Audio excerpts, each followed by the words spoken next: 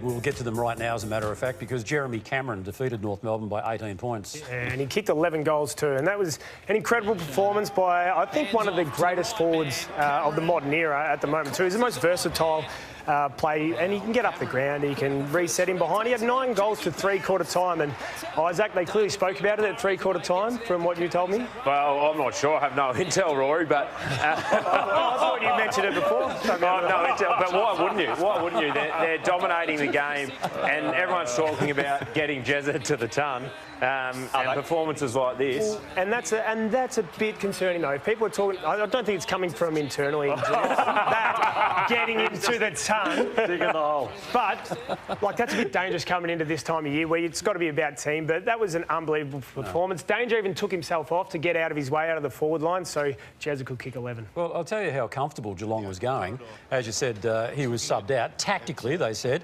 Have a look at Patrick Dangerfield there, just towing into a souvlaki. Well, I can tell you why he was hoeing into that, because that's my sister and brother-in-law's shop. That year I shop in Seddon. So the Brotherhood, they do a great feed, and Danger was absolutely loving it. Normally at 1 o'clock in the morning, I think. Oh, no, you can get them at 7 o'clock at night for lunch, or you can have them whenever you want. They taste good, TJ. The margin last night obviously hit the 3 figures from a North Melbourne perspective, and that's damning in itself. And then you look back at what they've actually done this year by way of their own scores and the scores that they are conceding. That's a hefty... That's this year. That's this year, TJ. And this is the year that, don't forget, they traded away their first-round draft pick in the trade period, or in the draft period of last year, believing they were going to be shooting right up the ladder. Here they are again, in second-last position for a 6th year in a row, either second-last or last. And that is a damning sheet there, Lordo, as you look at that, because on top of the 9 times 100 points being conceded, 3 of those have been beyond 150 points. Yeah, and that's what stares Alastair Clarkson in the face. What is his brand of football? Yes, you can have injuries, but what are they trying to do? So they conceded 77 inside 50s, which is the most I've heard of in a long, long period of time. You get 60 entries, you should win the game. They conceded 77 to Geelong. So it's personnel. So this is the start of the game. Like, that is just not good enough. Like, you wouldn't accept that at local football. Yet Jeremy Cameron rolling around, not good enough. This is Griffin Logue. So, you know, letting Jeremy Cameron get... Does he really want to work hard enough here to stop Jeremy? So that rolls on. No, he's not digging in. So that's on Logue, not on Alastair Clarkson. But the next clips are on Alastair Clarkson. So from a team defence... I'm wondering what Toby Pink is doing here. Like, he's calling for the ball. Jeremy Cameron's back here. So I'm not sure what part of team defence this is. You know, that he's getting soaked up in it and Jeremy Cameron's just sitting back. I was just stunned by what I was seeing, where they conceded the 77 entries and 150 points. This is just another one. So the ball spat in. Like, North Melbourne went inside 50. Look at them all. So normally there'd be a staggered defence. As we pause, they've got a couple of blokes here. I'm not sure why these two are so close together, how so many of them have been bypassed, because it's a lack of pressure, obviously one aspect of it, but your ability just to do that was absolutely embarrassing, TJ. Is that AFL level? No, not at all. No, it's not. And that's where Alastair in his third year, I don't care how many players you've got out or how poor he may say his defenders were or how young they are. That's just not acceptable. Do you concede now, though? Because you've been quite supportive of them throughout the course of this year when others haven't. Yeah. And do you now fear as to there being no progress being made? Yeah, my view on that is that their talent, I just think, is so good. Well, I think is good, where you draft a Wardlaw or you draft an O'Sullivan or you draft a McKercher, that it's got to turn at some point.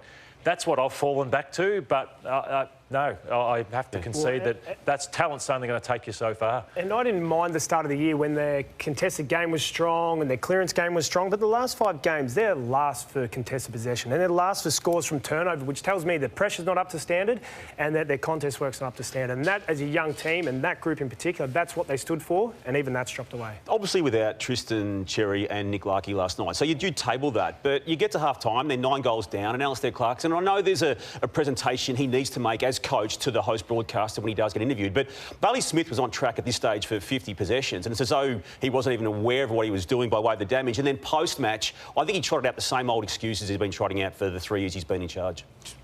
We've had our hands on the ball just as much as Geelong, but they've just sweated on our turnover, and, you know, if you do that, they're just so polished and they've got such dangerous forwards that if you don't look after the ball when you got it, you're in a real lot of trouble, and that's what happened that quarter. We're okay in terms of getting the ball, and but yeah, they really hurt us on turnover. Bailey Smith, do you do anything there? Yeah, well, it's a hard one, isn't it? If he gets off the chain again this quarter, we're going to have to do something about it.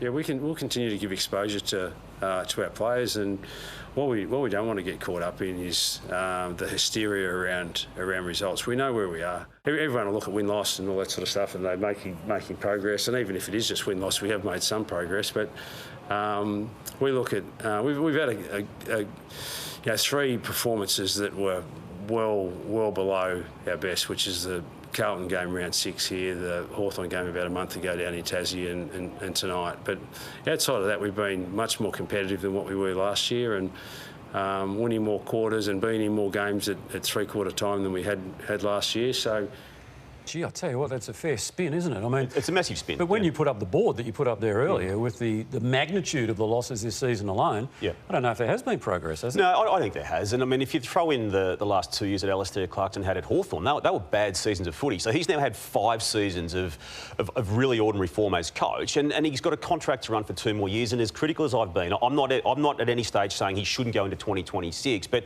he's on the hook in 2026 to turn this around, because they ultimately predicted internally that it was going to be this year. It has gone badly again. Clearly, it has to happen next year. When we went through that sort of worst period we had as a footy club, 2012, we focused on 3 things. It was connection, clarity, and being competitive around the ball. And at the moment, that doesn't look like they're connected. Geelong, one of the most organised teams in the comp, they look unorganised, and that doesn't look like clarity of game plan. All right, well, Bailey Smith, a career equalling high 43 possessions, and the sad fact is the only one who made him accountable last night was this Spectator. I mean, the North Melbourne blokes on the field weren't doing their jobs, but the Spectator took it into his own hands. I don't think there was anything untoward, just a nice little bit of theatre there, but he certainly got under Bailey Smith's skin. No, it's good, isn't it? I love the fan and player engagement if it's something like that, and have a look at him. He's having a bit of fun on a rough night.